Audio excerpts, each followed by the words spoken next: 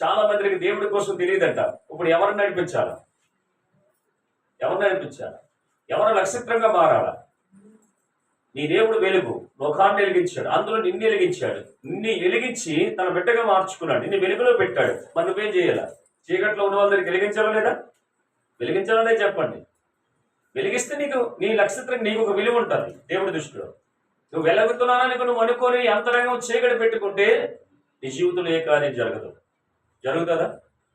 జరగదు. చూద్దాం ప్రకటన నక్షత్రాలు ఏమై ఉన్నాయి, ఎక్కడ ఉన్నాయి, ఎలా ఉండాలి, ఏం చేయాలి, నక్షత్రం ఉన్న వాళ్ళ జీవితంలో ఏం జరుగుతుందో చూపెడతాను. ఒక మాట చూద్దాం, ప్రకటన గ్రంథంలోకి వెళ్దాం. అసలు నక్షత్రాల కోసం అక్కడ రాయబడి ఉన్న మాట 1వ అధ్యాయం 16వ వచనం ఒకసారి చూద్దాం.